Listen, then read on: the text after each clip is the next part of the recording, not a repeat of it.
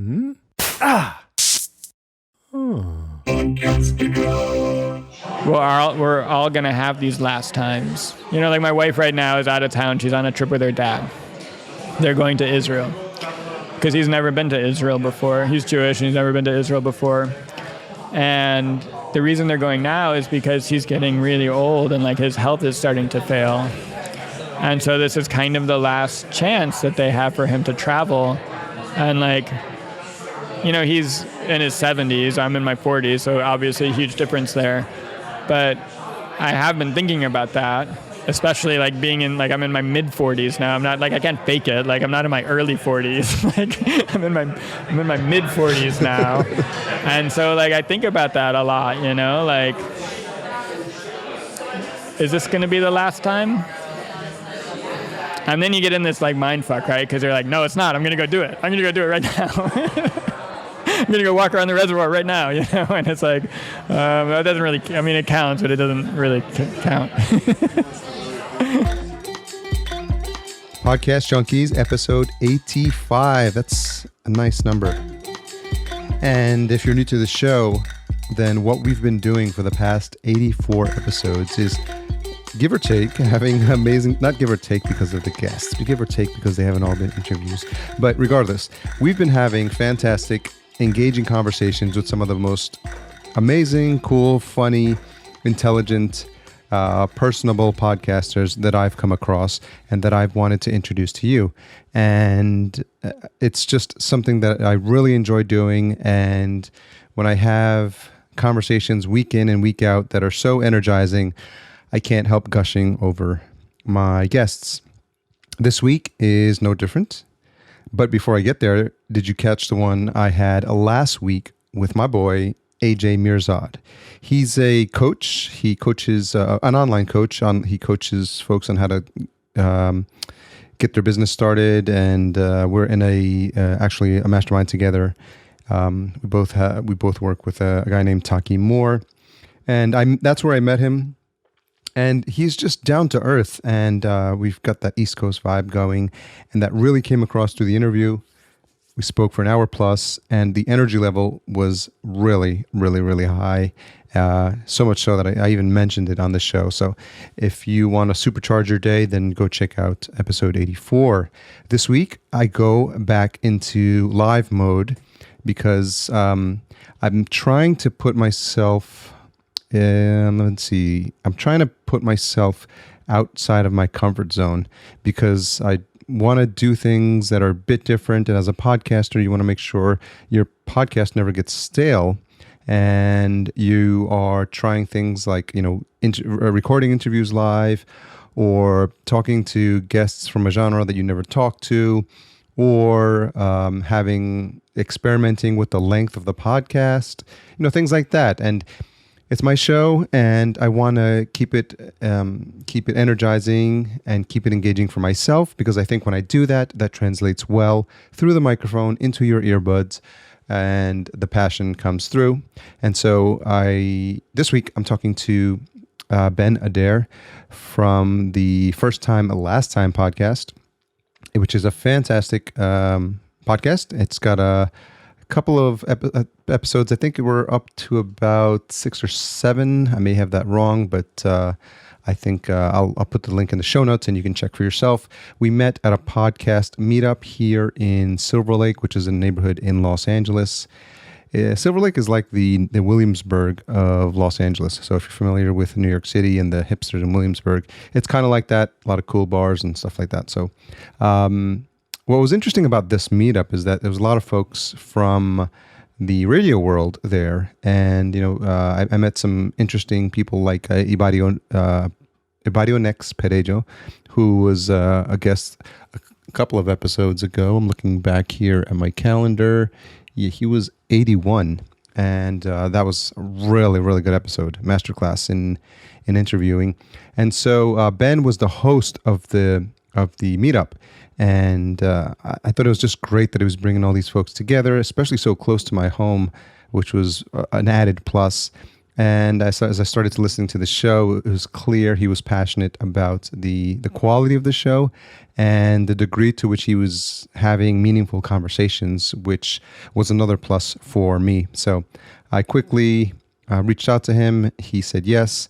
And given that we are in the same vicinity, I thought it made sense for us to head on over to the local bar, which is called the Black Cat, and have a beer and record a podcast. So there's a lot of ambient noise, and hopefully in the editing, because I'm recording this intro straight after, or relatively speaking, straight after our interview today, and hopefully I can get the audio presentable.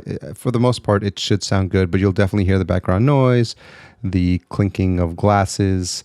There was a scream at some point, so listen out for that. And I think I like the ambient noise effect. And I had a really good conversation with Ben.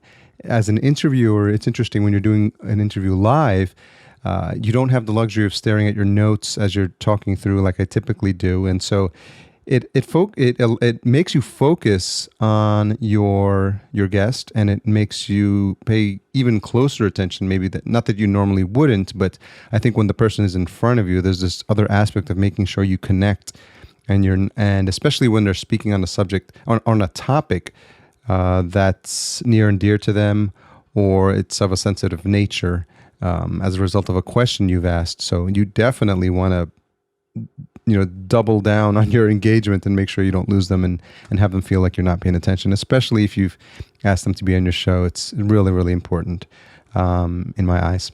So hope you enjoyed the interview, and listen out for some information from our sponsor, which is Fancy Hands, which is a online concierge service. I'll give you all the details at the end of the show, and I'll also give you the retention hashtag, which regular listeners will know is the hashtag that I give at the end of an interview, just to see if you were paying attention and you made it all the way to the end. So without further ado, enjoy my conversation with Ben Adair. So we are recording. Great. And this is going to be another Podcast Junkies experiment. We are live at the Black Cat in Silver Lake, California, because this is an international podcast. You have to tell people. Oh, right. Of course. Of course. And I'm here with Ben Adair of First Last podcast. First time, last time. First time, last time. And we met at a live podcasting event that Ben was putting together, and that there's another one coming up. So I'm excited whenever there's a local gathering of podcasters in the community. And I always jump at the chance to interview and talk to people about podcasting. And I heard a couple of episodes, and I definitely figured out that I wanted to talk to Ben. So welcome to Podcast Junkies. Thank you, Harry. It's really awesome of you to invite me to be on your show. So what's interesting, Ben, is that you have a lot of history, or you've been here in this neighborhood and in California for some time now. And I'm wondering if you can talk a little bit about how being in California, and specifically in Silver Lake, because I hear you mention it a lot in your, you touch upon it a lot in your episodes about how much of an impact it's had on you. And I'm wondering if we could start by talking a little bit about how much California lifestyle, or specifically this neighborhood, has had an impact in your life. It's more Los Angeles as a whole. I mean, for me, Los Angeles is always, I've lived here since 1990. So I grew up in Chicago, and then I moved here for college when I was 18 in 1990. And I don't know how many of your listeners were in LA in the early 90s, but it was a really, really hard time to be in Los Angeles. There were the riots in 92, the earthquake in 94, and in between was just a crazy fire season, and then El Nino where the whole city flooded. It was just, it was on the backdrop of like a terrible recession, of the early Clinton years, end of the Bush years, early Clinton years. It was just a really, really hard time for the city. And that was where I was sort of coming of age. And it was where I was learning to be a journalist.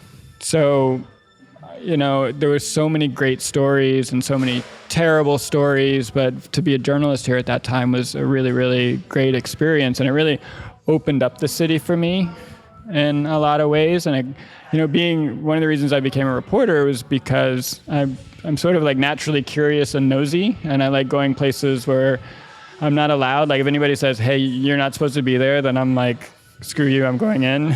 That's always been my nature. And so being a reporter kind of gives you the ability to do that. And so I was able to kind of go all over the city and meet all sorts of interesting people and do stories about them and do stories about a whole bunch of different things.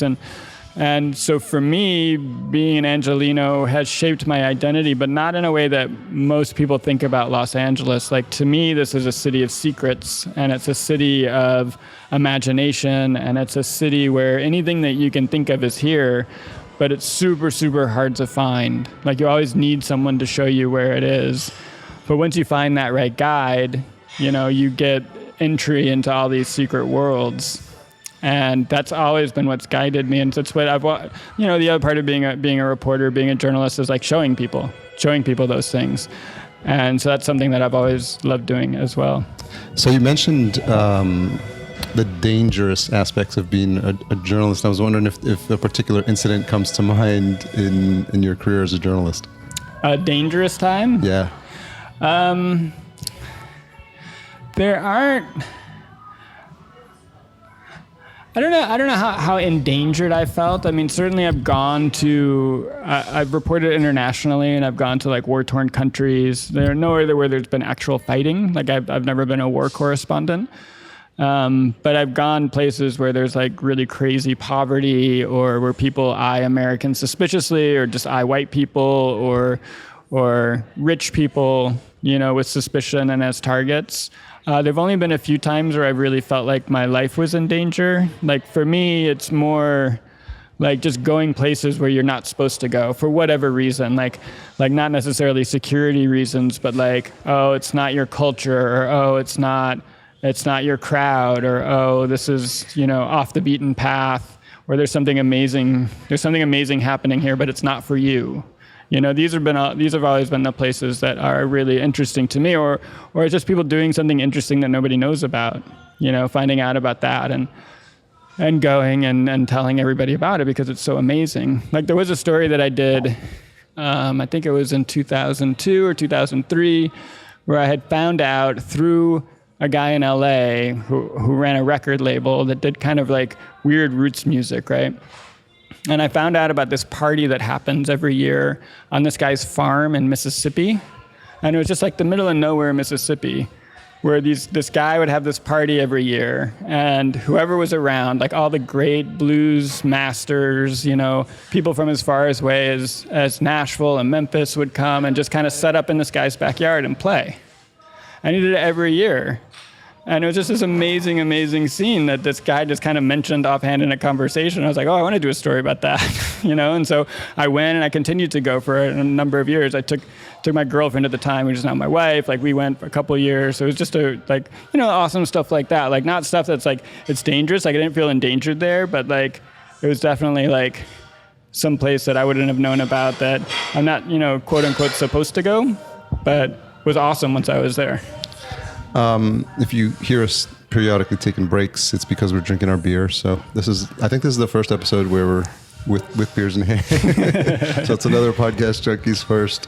I'm wondering where this innate curiosity, what's your earliest recollection of being curious? Because I'm the same way. I was the type of person when, just a simple example, like when my parents would bring home like the furniture from like the furniture store and it'd be in a box, I'd be like the one taking everything apart and laying the paperwork on the ground and figuring out where all the pieces go. And I felt like maybe for lack of a better term, I called it curiosity. But I'm wondering if you have an early recollection of being curious growing up. I mean, I was always really nosy. Like I've always been a gossip. And I think like there's part of being a reporter that's kind of that, or a part of curiosity that is nosiness. It's funny, when you were talking, I was thinking about how, like, me and my brother and my sister, we used to pore over the Sears Christmas catalog every year and just like wonder what that stuff was. So, I mean, I remember being really curious about whatever presents I would get for Christmas. I mean, part of it too, I'm a twin.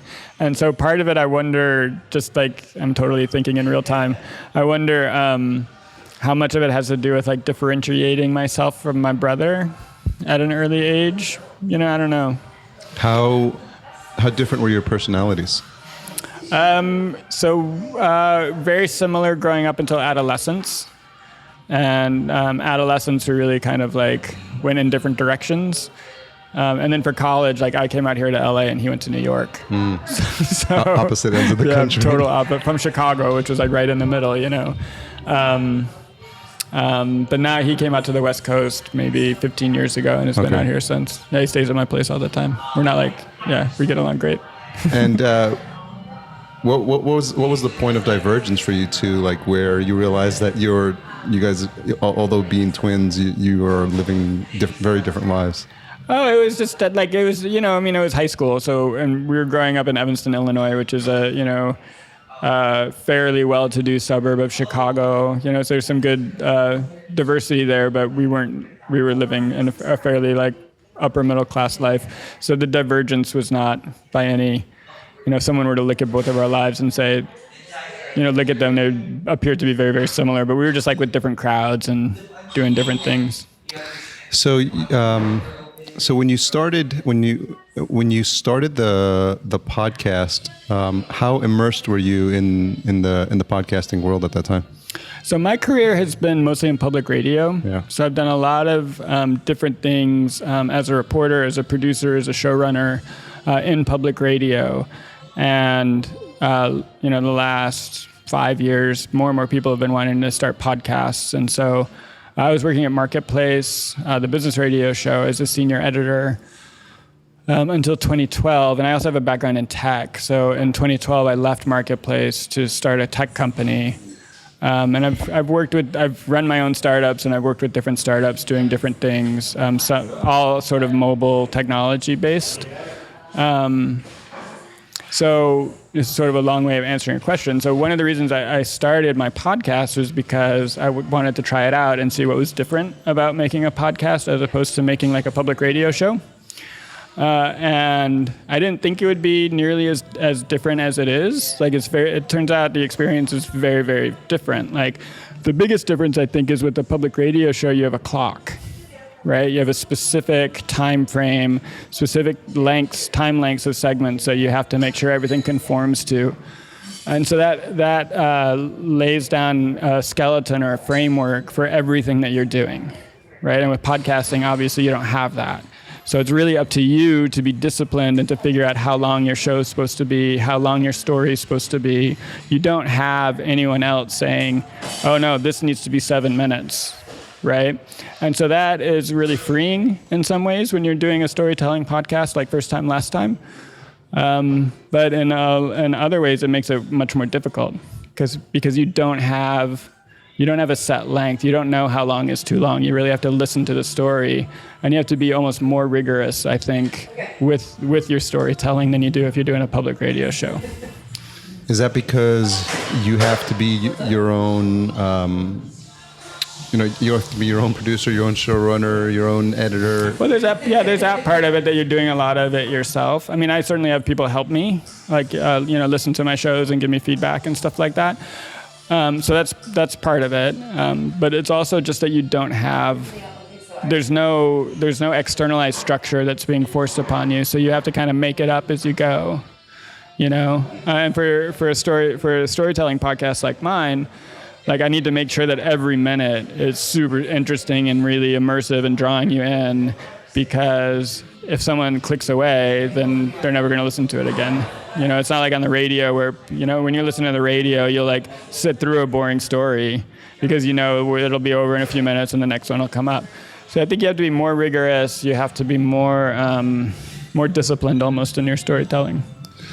I think what's interesting is this new wave of podcasters who have come in without the radio background, but who really just have a desire to either teach on the mic or entertain, for these comedians that are coming on, or, they have something they're specifically passionate about, like, indie comic books. There's a friend that does Under the Comic Covers. It's just purely indie comics. And so I think what we've seen with podcasting is that you can now go as really, really narrow as you want, and eventually, like, people will find your show out, and it gives you this interesting platform where you may not necessarily be looking for thousands of listeners, but you just want to be able to get on the microphone every week and, talk extemporaneously about, a topic that's of interest to you and in your small group of friends. And I'm wondering, as you've seen these sort of worlds mesh, what has been most interesting for you to see that's different from what you saw in the radio world? I mean, so there are two things that I really love about podcasting. Like, number one is exactly what you're talking about.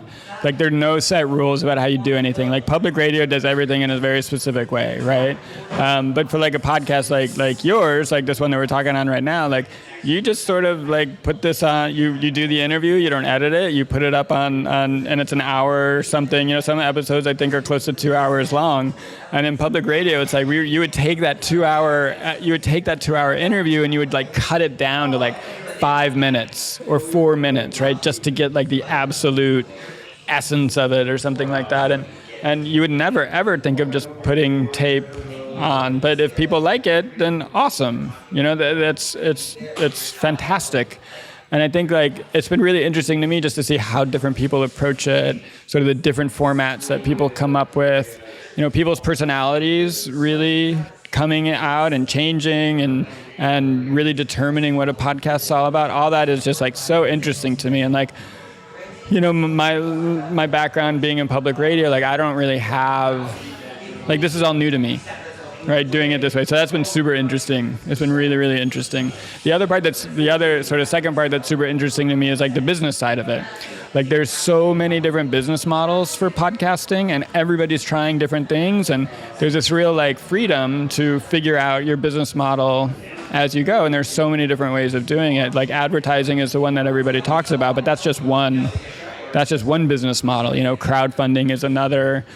Direct listener support is another. I know people who fund their podcasts through grants. Like they set up a nonprofit organization and they do grants. Other people do it through T-shirts. And it's just like, it's so interesting just to see how many different business models there are and to try to figure out like, okay, what's a business model that can support the level of work that I want to do? Like, that's so interesting.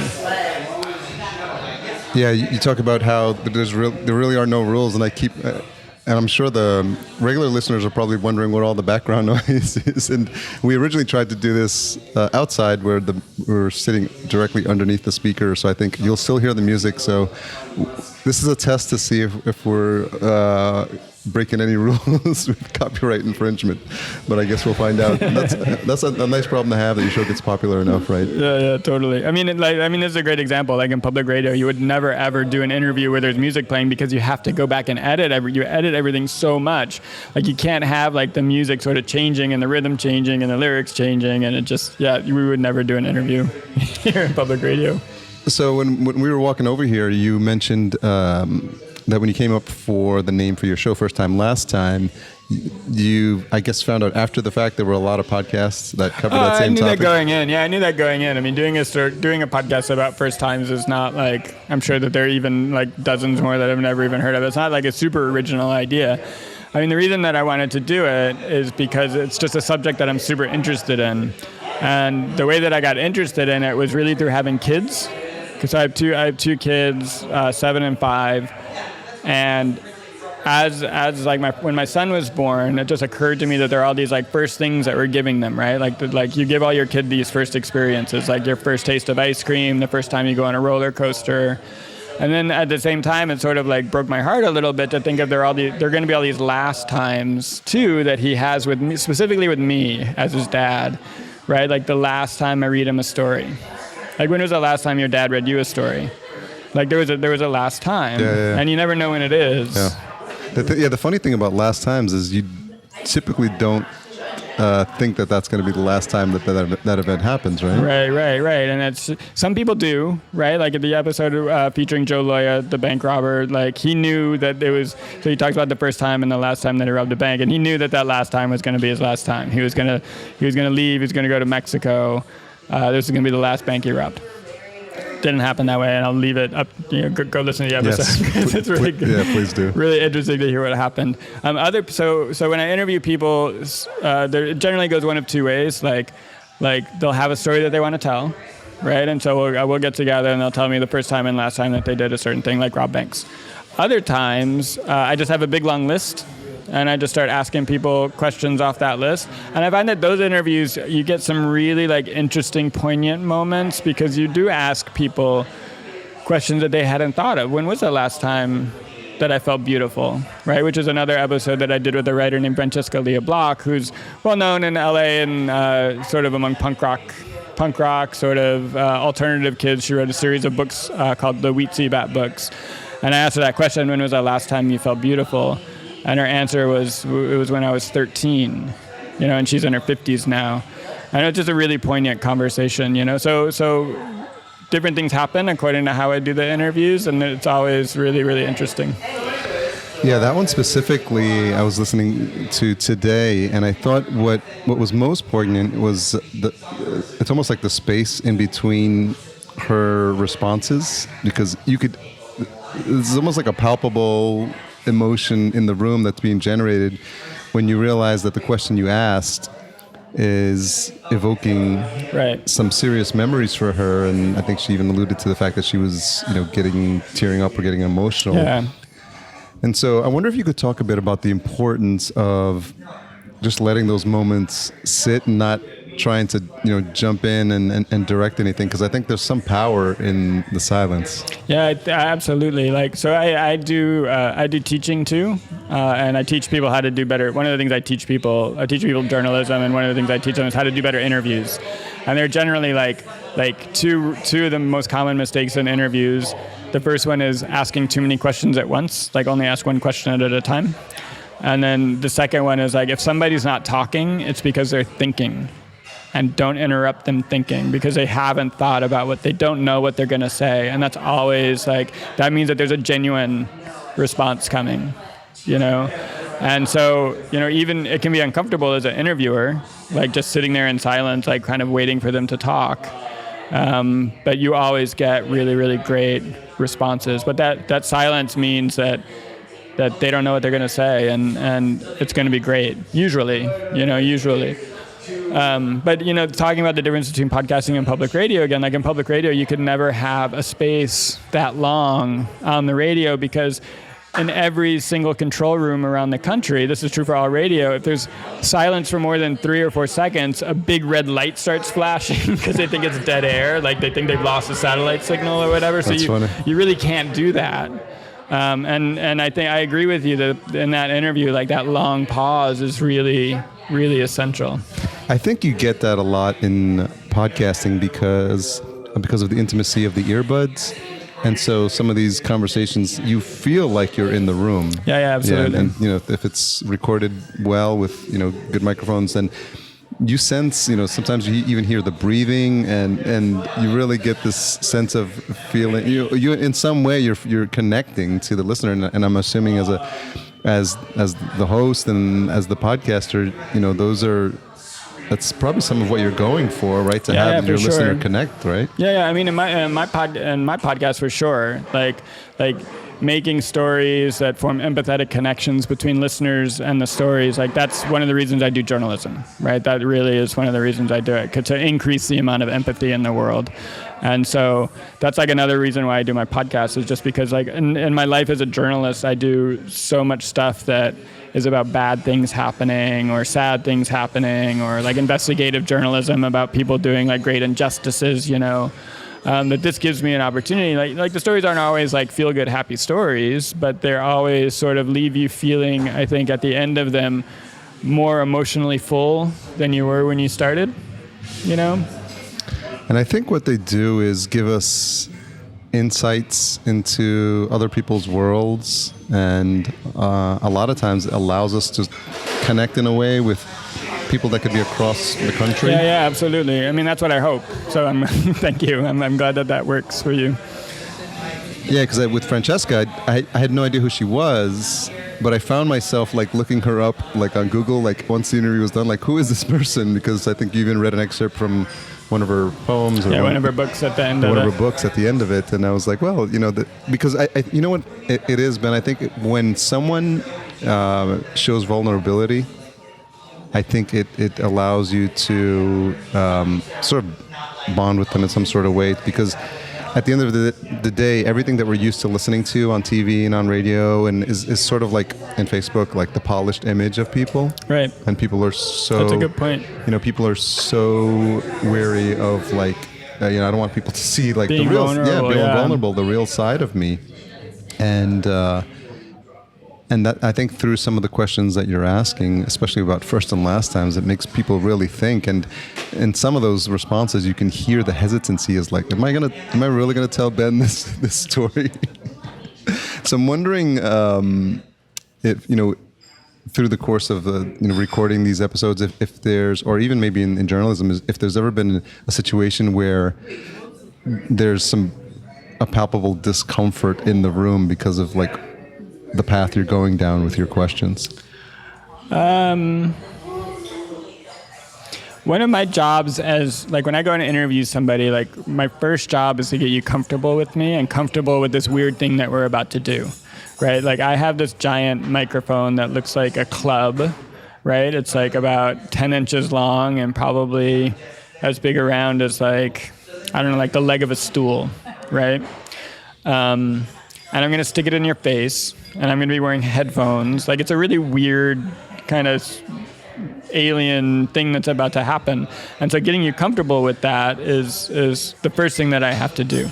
The second thing that I have to do is get you comfortable with me, right? And so, like, everything about when you go into an interview, like, everything about, like, from walking in the door, or even before that, like, talking to the person on the phone, and, like, getting, even if you're just, like, getting directions to their house or whatever, like, everything about those interactions are about me trying to get you comfortable with me so that you can open up, right? And so, like, I learned a long time ago, like, there's this, like, stock question that, I don't know if they do if podcasters learn this, but people in public radio certainly learn, like, this question that you ask people as you're getting a microphone level on them. You say, what did you have for breakfast? Right? You ask the people what they had for breakfast. I have no idea why we do that. Icebreaker, right? Yeah, well, kind of icebreaker, but it's like a really terrible icebreaker when you think about it, because, like, who eats a full breakfast these days? And if I ask you what you have for breakfast, you'd be like, bacon and eggs, bowl of cereal. Like, if the point is to get them talking, right? And so what I started doing probably about 10 years ago is asking people, like, okay, I just need to get a level on your voice. Can you tell me what's the very first thing that you remember? And so right away, they're like thinking about something different, and then usually what I'll do is I'll offer up, like, we'll start a conversation about first memories, and I'll start talking about my first memories.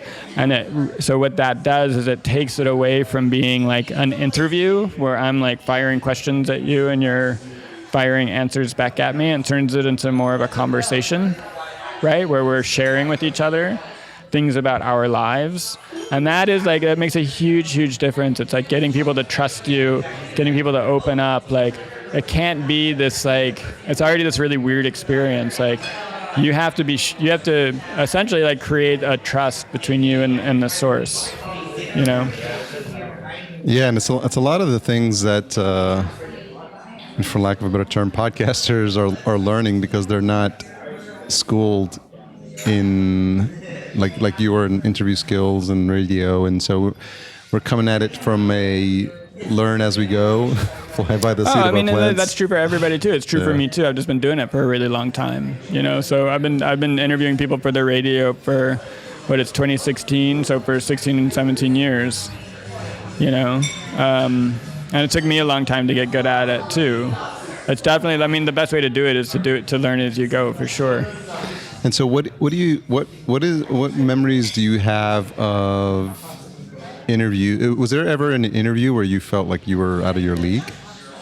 Or just somewhere, or interviewing someone I felt like I was out of my league. Or just interviewing someone that someone you admired, or that someone that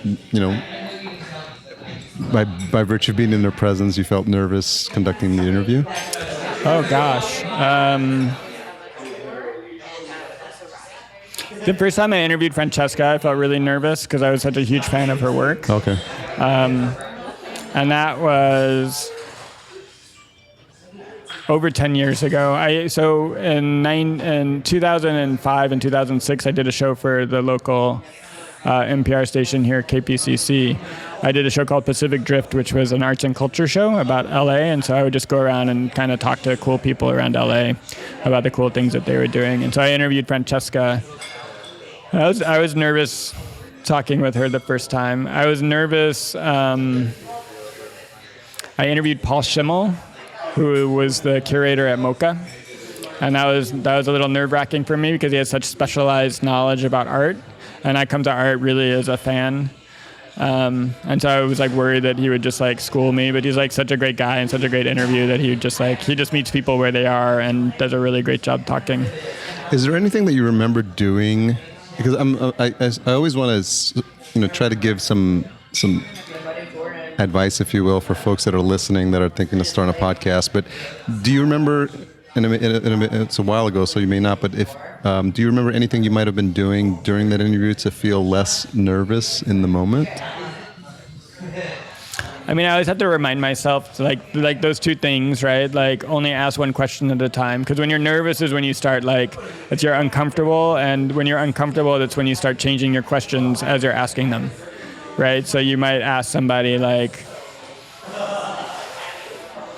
I'm trying to, if I think about Francesca, asking her about one of her books, and I would say, this one character in your book, did you really mean did you really mean for that person to come off as unsympathetic? Because, when I read it, it seemed like at first I liked him, but then I didn't like him. So what was that character all about? And the question that she's going to answer is, what was that character all about? She's not going to answer the first question. That's a bad example, but... It's funny. I was laughing as you're saying that because I've heard podcasts where, that exact thing happens. They feel like the need... They don't feel confident in that first question, so they just ramble on, and by the time they're done, there's 5 questions in there. Yeah. And what happens is every time that you do that, the question changes, but it also becomes a weaker question. Yes. Right? Because what's actually happening, the mechanism that's happening is that you're uncomfortable. It's an uncomfortable question, and so you're trying to make it seem like it's not as bad a question as it actually is, right? In your own mind or whatever. Maybe it is, or maybe it's just in your own mind. But so you kind of rephrase the question, and each time you make it a little bit more comfortable and a weaker question. And then people always answer the last question that you ask them. Right? And the way that happens most is you go from a what question or a how question to a yes/no question. Which is the worst. Yeah, and then they just say yes or no or whatever, and you want to get at some fundamental thing. But yeah, that's and that happens when you're nervous. And so I have to remind myself not to do that. I have to remind myself to talk slowly. When I'm nervous, I start talking more fast. So I have to remind myself to do that, to breathe. All very, very good, very good suggestions for me as I conduct this interview. I interviewed the admiral of the Coast Guard one time. That's interesting. And that was pretty nervous. We were asking him some really tough questions. This was for an investigative report that I was working on. And we had to ask him some really tough questions. And there it was we were nervous going into it. Not because of who he was, but because of the information that we needed to get. And so we just had to kind of keep asking the questions the same way. And in the end, we did a good job, but we had to keep kind of going back to our notes and making sure that he answered the specific stuff that we needed him to answer. So I'm wondering now that as you're getting into podcasting, because you've had so much time in radio where it's not necessarily the back of your hand, but you feel really comfortable in that space. Can you talk a bit about how it feels to be doing the podcasting, where it's something that, there's aspects of podcasting that are brand new. So do you feel for some of those things you're starting from ground zero or learning as you go? I don't feel like I'm starting from ground zero, but I do feel like it's a lot harder than I thought it was going to be. And it's really that thing that I was saying before about the clock and the external structure, the clock sort of forcing a structure on you. Not having that is it can make it really, really hard. Like not knowing how long your story is supposed to be, not knowing how long your whole show should be. That's been really, really hard for me. And I have been informed a little bit about like what the big like audio companies say about like proper podcast length. Like I talked to the head of business development at Stitcher one time, and he was like, oh, the best length for a podcast is between 14 and 21 minutes. Like that's what people click on. That's what people listen to. And then I talked to a friend of mine who was working at SoundCloud, and he's like, oh, no. The best podcast length is like 21 to 29 minutes. Okay, that's where all your episodes should be that long. And then I talked to somebody else, and they're like, oh, no, 12 to 15 minutes. Really, that's where podcast episodes should be. So I kind of like think have all this kind of in mind as I'm making my episodes, but most of my episodes end up being like, 13 or 14 minutes, because to me, that's how long the story is supposed to be. Well, it's interesting because podcasters have a wide variety of shows that are really popular that they're into, and one of the examples that's frequently cited is Joe Rogan Experience, which is 3 hours. Yeah, just 3 hours. I mean, that's the thing too. It's like everybody has these rules for podcasting. Like you talk to people who are running organizations, and they have all these rules for podcasting. Like they've figured it out. But then like you look at the charts, and it's like, well, This American Life is still number one at the charts at an hour, or Joe Rogan Experience at 4 hours, or Dan Carlin. Hardcore History. Yeah, Hardcore History. It's like Hardcore History breaks all the rules. Like it comes out super randomly. The episodes are often like 4 hours long, and like as soon as he puts out an episode, it's like at the top of the charts for 3 weeks. Yeah, that's.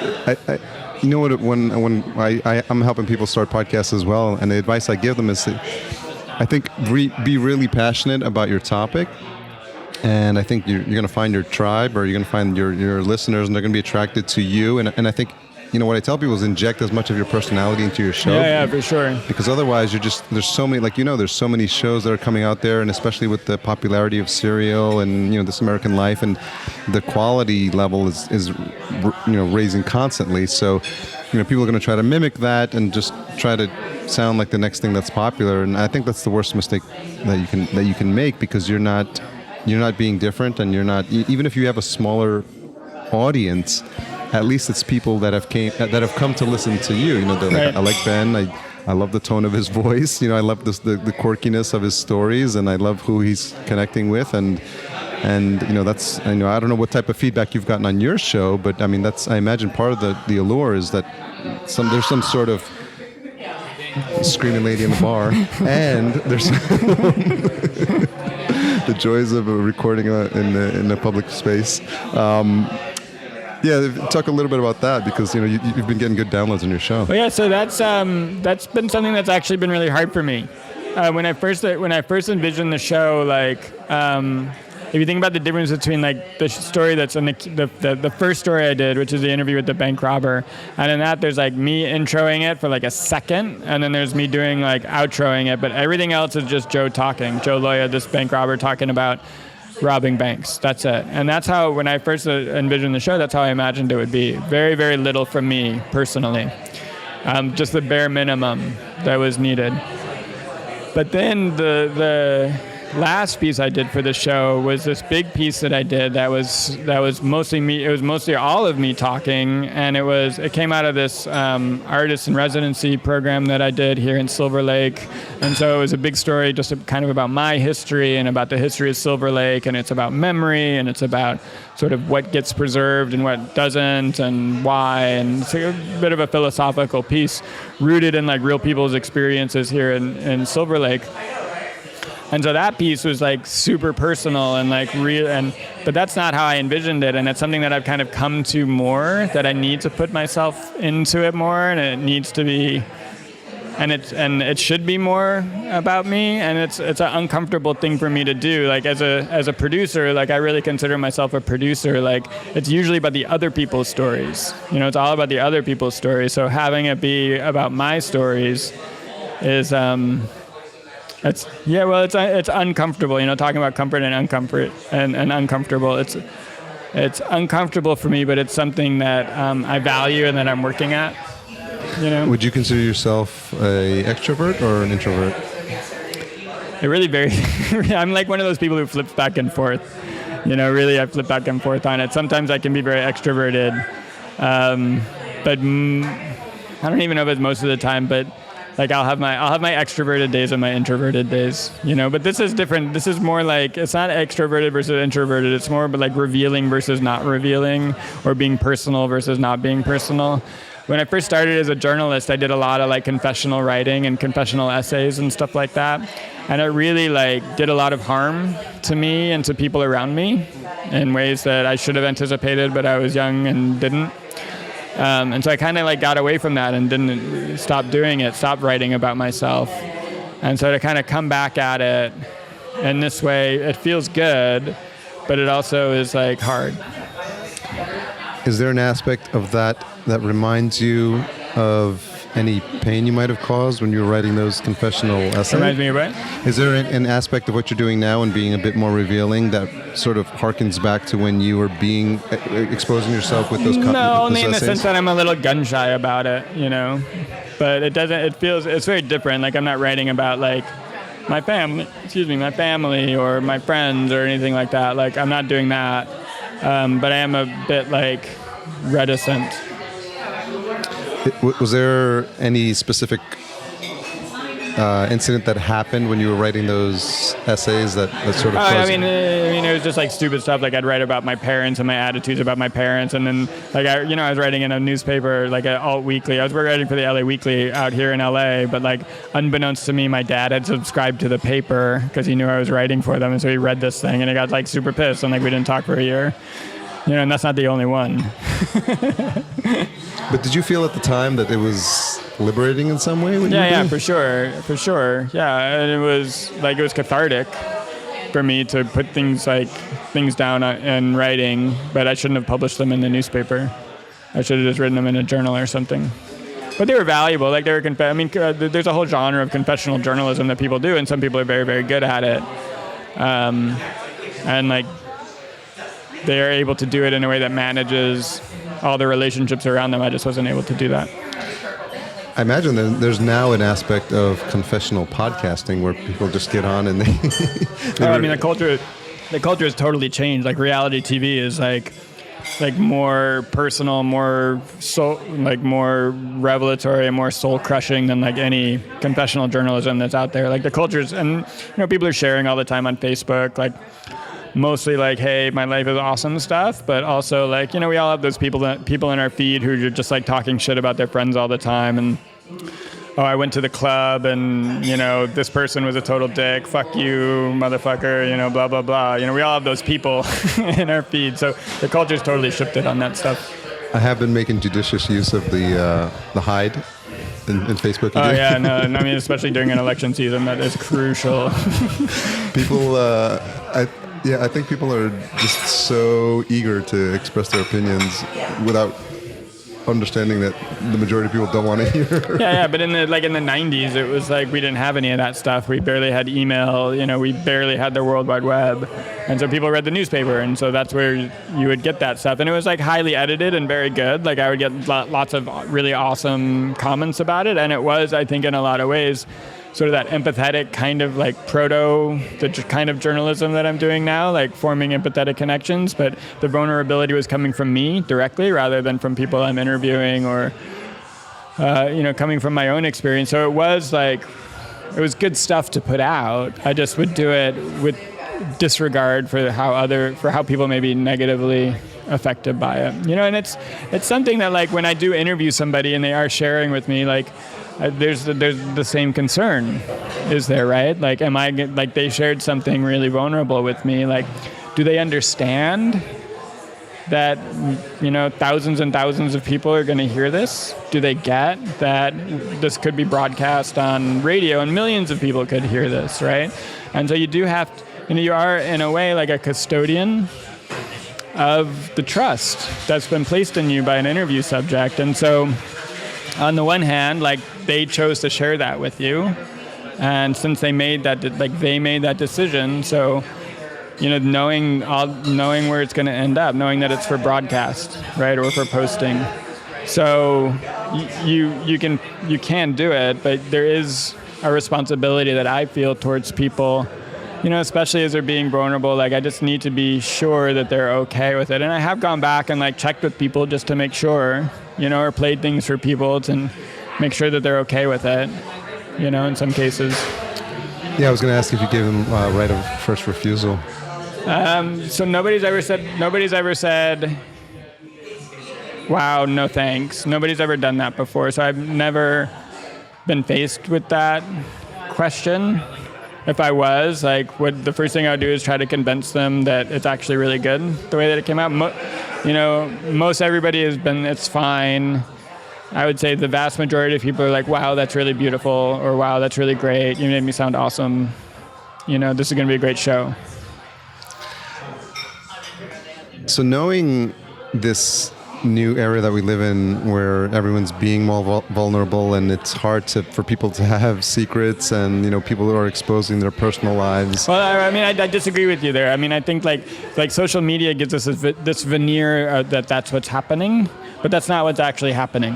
Like at the beginning of the conversation, we talked about that, like this empathetic journalism. I think, and I'm not the only person to do it. There are a few people who are doing it way more successfully than me. Like I think of Brendan Stanton with Humans of New York, right? Like here's this guy who has made, he does this feed I follow him on Instagram. That's where I get most of his stuff. And it's just StoryCorps is another example, right? On NPR of just vulnerability and empathy kind of distilled to its most core essence, right?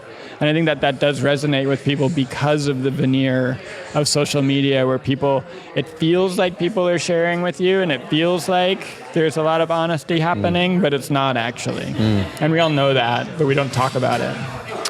I'm wondering how you've thought, or if that's colored how you think about raising your kids in this environment. I have no idea.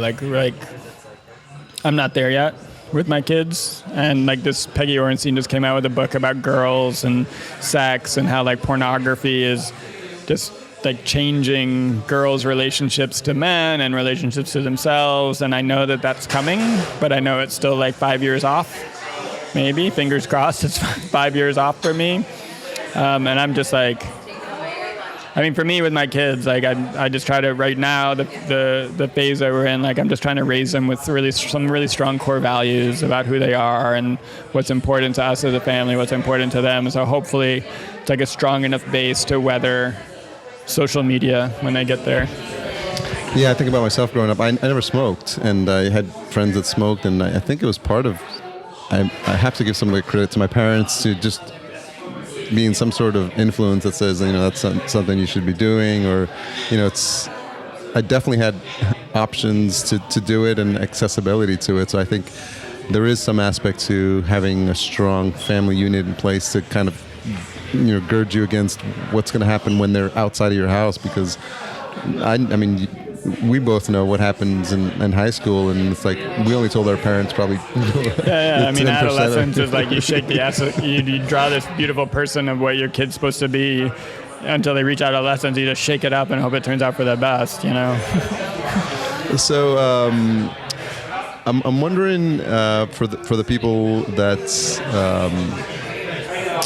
have known you for a while, or even just for people that are you've met and you've become new acquaintance with, if you could describe maybe what's the most misunderstood thing about you. The most misunderstood thing about me?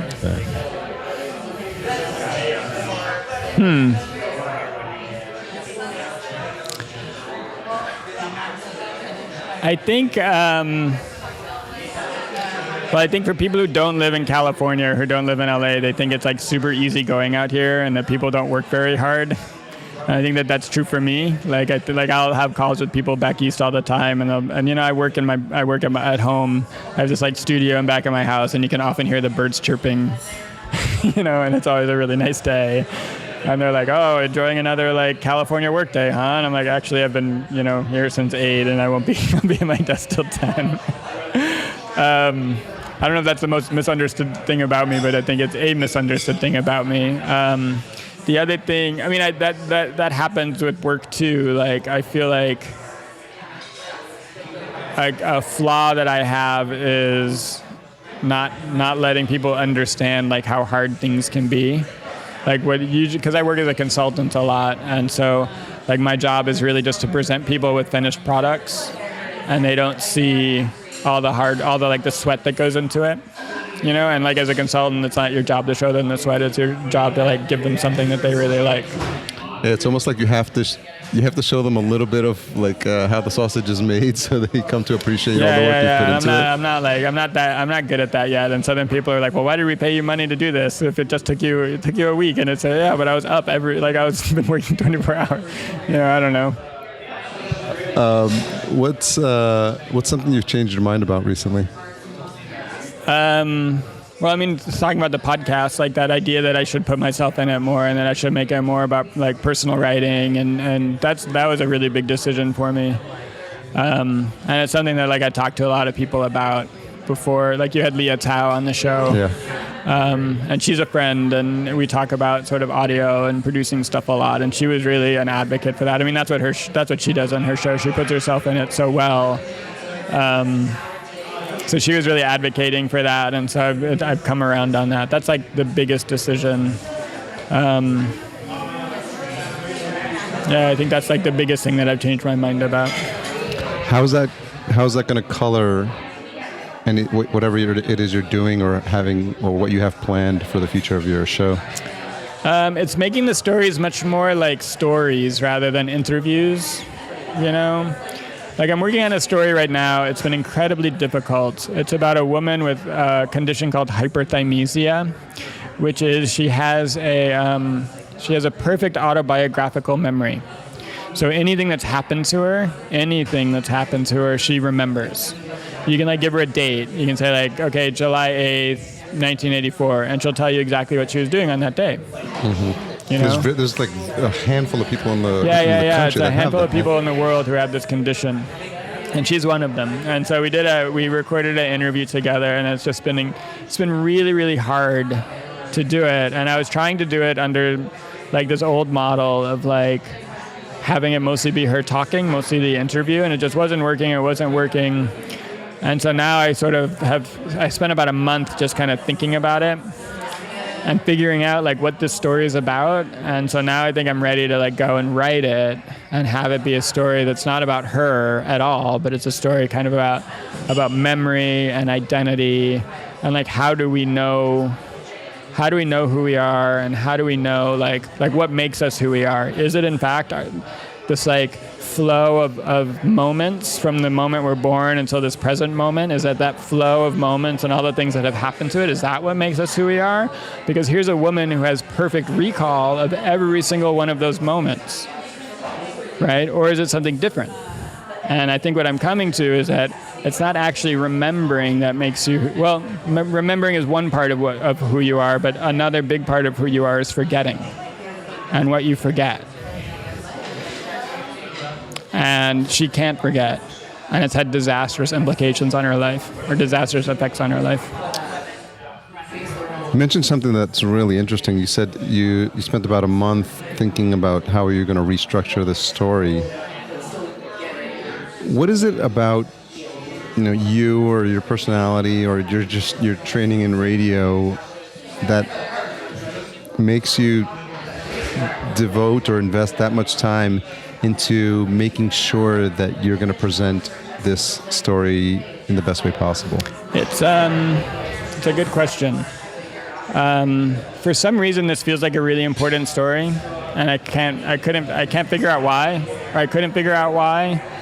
And like I've done a ton of interviews for Sun Last Time that I haven't aired for whatever reason. Like they just didn't resonate, or they didn't have that like special something. But this one, it really it seems really important.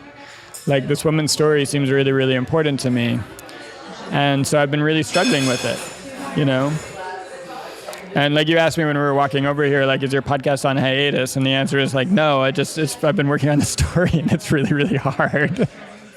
But yeah, it seems like an important story, this one, and I want to get it right. Are there implications if you get it wrong? I mean, nothing that anybody else would say, like just the way that I would feel about it. I don't want to put out any story that I don't feel 100% about. Like every story that's in my podcast, I love. Like when I finish it, I listen to it like constantly for a week, because I love it so much. Like I fall in love with my stories. And I go back and I listen to them all the time. And I'm still in love with all of them. And I don't want to ever put out a story that I'm not in love with. If I was in love with, I haven't done this yet, but there are, if I heard something and I wanted to change it, even after I'd uploaded, I'd go and replace the file, because I want to make sure that it's, for me anyway, perfect. It's been interesting now because other shows are coming to me and saying oh, we want to play your story on our show. Do you want to do that? And of course I do. I welcome, I'm grateful for all the opportunities and it's awesome. But then they're oh, but we want to edit it. We think it needs a little something. And it's been hard. It's been really hard, editing the stories because to me, they're I put them out the way that I put them out because I love the way that they sound. And now we have to go back and edit them. And I'm I don't know. And it's been really hard. It's been hard to go back and edit the stories and make them sound. Are they allowing you to do the editing? Or yeah. Well, okay. they're serving as an editor. So they're making suggestions that they want. And we have a conversation about it. And it's been unexpectedly difficult. Why? Well, just because it's they feel it's in some cases, they just want to do a short excerpt, and I'm almost more okay with that. Just take a short excerpt and play it. In other cases, they're oh no, we want to change it around and restructure it. And I'm I don't know. On the one hand, this is an awesome opportunity. Thank you. On the other hand, I love my story. Yeah. So it's been hard. I imagine there's some aspect of it, where it's almost like these are your not your actual children, but they're part of you because you've invested so much time in putting this story together. Yeah, it's weird. I don't know exactly how to say it because there are other people talking, but I've invested a lot of my time in it. I'm definitely in love with them. That's the way that I think about them. I'm in love with all of these stories, very much. Do you consider yourself an emotional person? Yeah, for sure. Maybe that's something that's people don't think that I'm an emotional person, but I think actually I'm a very, very emotional person. I think that's probably the biggest misconception about me. Now that I think about it. Is it because you put up a front that doesn't show that aspect of yourself? No, I think that I'm like everybody, I grew up in the Midwest too, so I have this kind of cynical sense of humor, kind of cutting and biting. Maybe there's a bit of a emotional distance, a detachment that I have just from everyday life. But I think actually I feel things super deeply, there's a reason why I go and talk to people and have these really intimate conversations, and I love that. I love having those conversations with people. What's your memory of using an analogy or use an example from your own show? What's your earliest recollection of having your heart broken?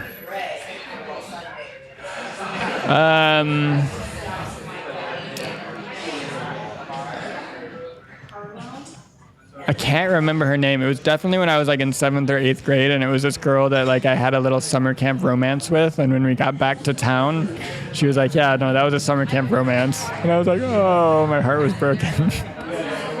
I remember what she looks like, but I can't remember her name. I think it's funny. The first time, it's they sit with you forever because I can absolutely. definitely relate to that. No, it's it's super interesting. And like I said, for me, the genesis of it is with my kids and just seeing all the firsts that they have and all these lasts that they're gonna have too. And me, I'm in middle age now, and so I'm looking at the.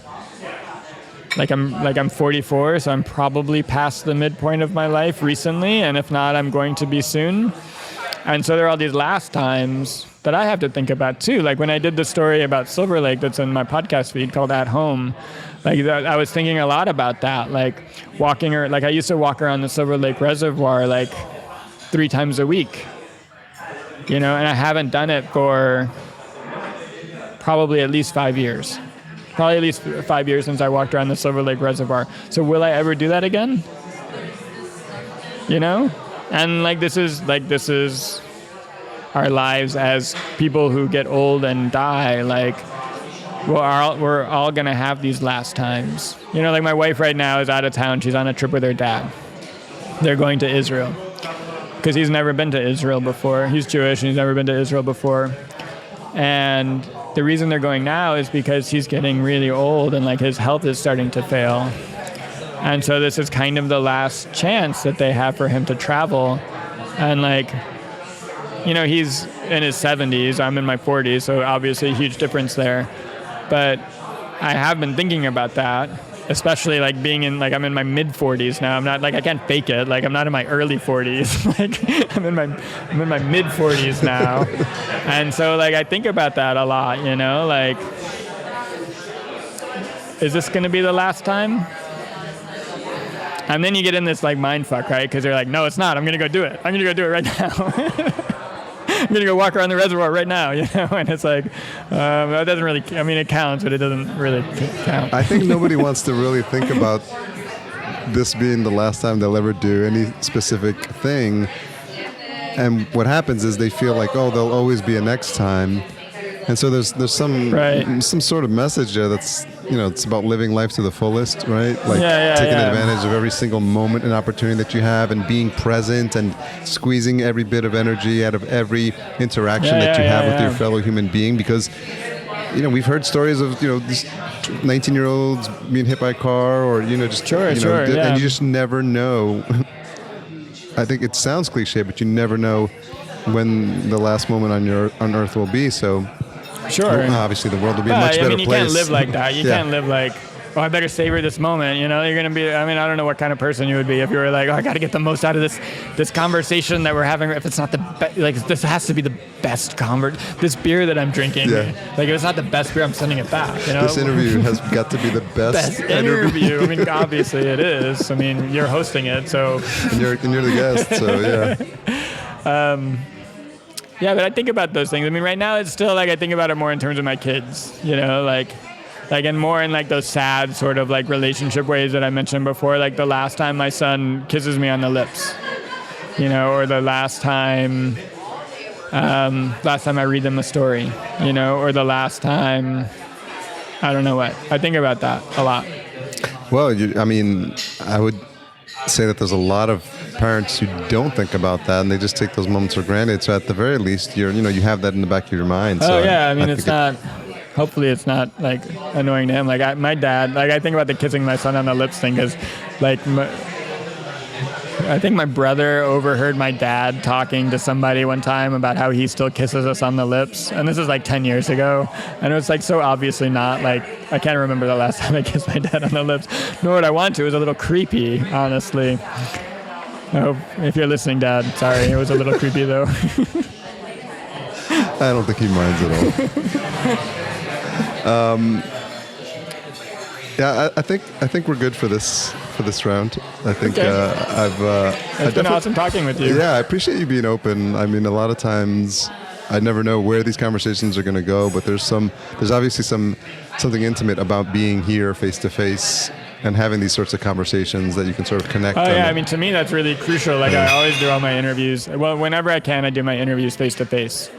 And even traveling across the country if I can, especially for this project, it feels really, really important to me to do them face to face. I went across the country to interview somebody, and it was really, I really wanted to interview her, but the day, I got to New York and I did some meetings in New York, and I was going to fly to Maine to interview her, and she emailed me the night before I was supposed to go up there, and somebody in her family had passed away. And so it was this big bummer because I'd gone all the way across the country, but it was oh, sad. So I haven't interviewed her, and the story's kind of on hold until I can get back east again. Talk a little bit about the residency. Oh yeah, sure. No, it was great. It was right up the street here. It was an artist residency called Tandem, which it stands for the Tim and Nada Disney Experimental Media Artist Residency. And so Tim and Nada Disney are, Tim is one of the grandkids of Roy Disney. and they're husband and wife, and they just love art. Like Tim is also the chair of the board at CalArts, and they're just huge art fans, and so they want to support artists doing their work. And Nada is a huge radio fan, so they had me inaugurate the residency for them, and it was really just like a great opportunity to like have a place to go. Like I built a recording booth in the storefront and recruited people from the neighborhood to come in and share stories in the recording booth. We wrote a little iPad app, so it was kind of automated. And I just kind of went all around the neighborhood, like interviewing people. And what happened was sort of like this idea of like home and about like how do you like when does LA become your home if you've moved here? When does Silver Lake become your home? How do you decide what home is? All these ideas about kind of like home started coming up in all the interviews. And maybe it was me kind of like, because that's what I was thinking about. But I don't think I mean, it just kind of naturally, it seemed to me like it just kind of was naturally happening. There are a lot of interviews I did where it didn't come up. But then I constructed this story, and it's actually 9 different stories. So there were 8 interviews with people that were kind of like extended, and then there was one kind of piece where I synthesized all the interviews together into this piece that was about me and about Silver Lake, but really I think about like these ideas of like home and about memory and place and like does it matter that your first apartment got demolished? You know, that's something that came up. Like I drive by one of my old apartments just randomly one day. I was driving by it on a shortcut around traffic, and I noticed that it had been demolished. I'm like, is that a sad thing? Maybe, but maybe not. You know, progress.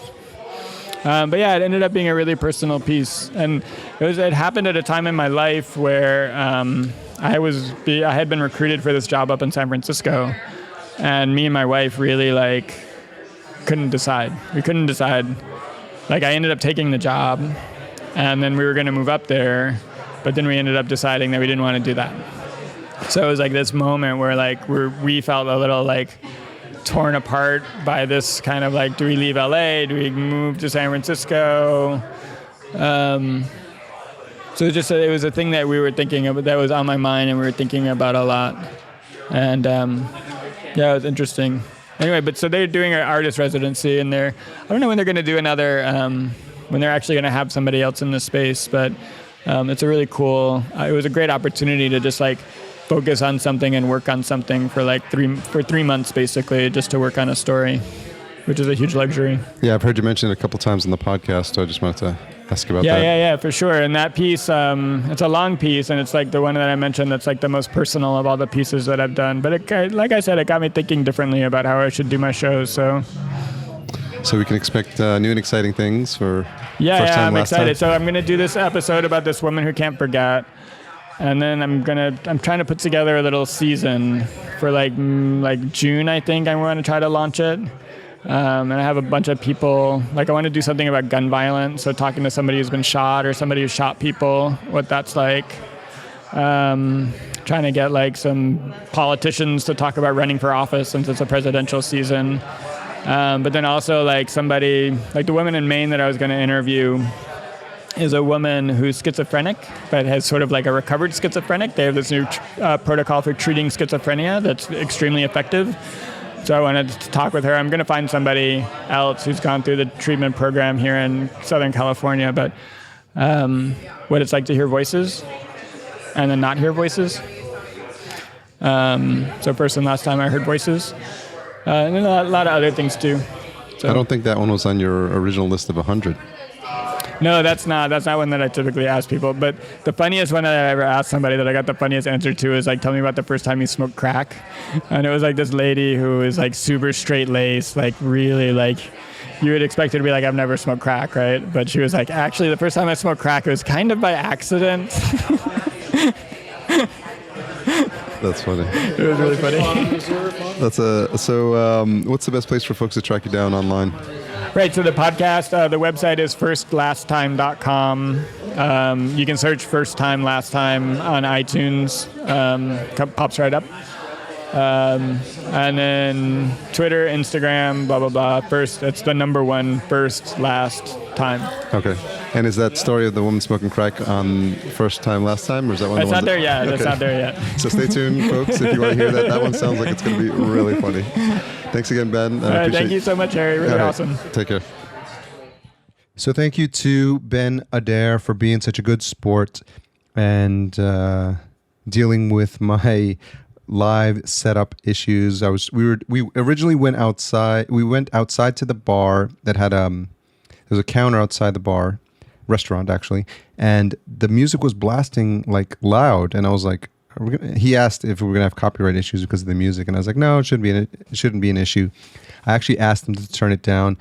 They didn't turn it down. Oh, well, they couldn't turn it down, so we went inside, but it was actually lower inside, and the result is what you've heard on the show. I hope you enjoyed it. I hope you appreciated what I covered with Ben. I think he's just really accommodating, and I'm glad I got to know him a little bit more.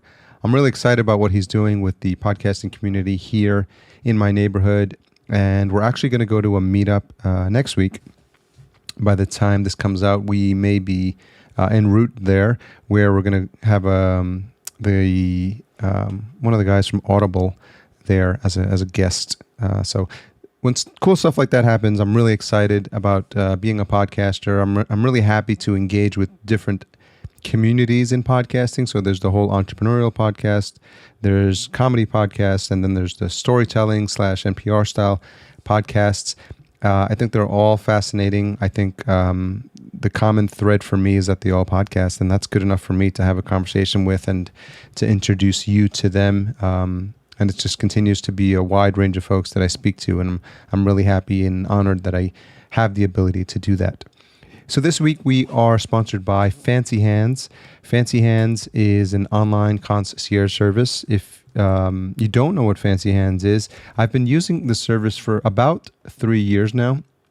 And the way it works is you send in a request either through the website or through a mobile app that they have, and they'll do any task that usually takes them about 20 minutes to do. I've literally had them do everything from remove me from catalogs I didn't want to receive mailed to my house, to staying on the phone for Verizon for about an hour until they finally had an operator I could speak to, then patching me in, finding a veterinarian in my neighborhood that was open on the weekends.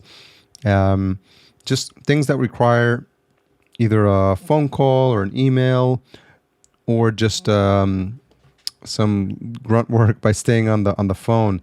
They can do a wide range of things, and I've tested them with a lot, and I'm really happy with the turnaround and the stuff they've been accommodating with. Anything you need scheduled for your calendar is actually a free task. So just think of anything that you don't want to do or you don't have the time to do, like healthcare appointments, beauty appointments, doctors, dentist appointments, scheduling calls to restaurants for reservations, car maintenance, all things like that. They've done some very basic research for me. They've filled out like data entry for me. It's just amazing. And I think, actually, I know that they can also make purchases on your behalf up to $200. So this is a really long promo for Fancy Hands. I can't say enough things about them. If you want to receive a code for 5 free tasks, then all you need to do is leave a review in iTunes and put a hashtag of Fancy Hands, and I'll pick one new listener every month to receive 5 free tasks. So you can try it out for yourself and say, damn, Harry, that was awesome. So this week, and every week, the music is by Cedar and Soil. Check them out at cedarsoil.com. We are a proud member of Podcastica. In case you were wondering what that weird intro is at the beginning of every show, that's something we put together that unites us as a collective, and we have a fantastic group of podcasts there. So head on over to podcastica.com to check that out, because I think you will enjoy it. So also don't forget to subscribe to the podcast, this one at podcastjunkies.com/iTunes. If you have not left a review for this show, then I would really appreciate it if you stopped the podcast now and went and did that, because I'm always looking to build up awareness of the show. And as a regular listener, anything you can do to support the show that you like listening to week in and week out is highly appreciated. So please do that.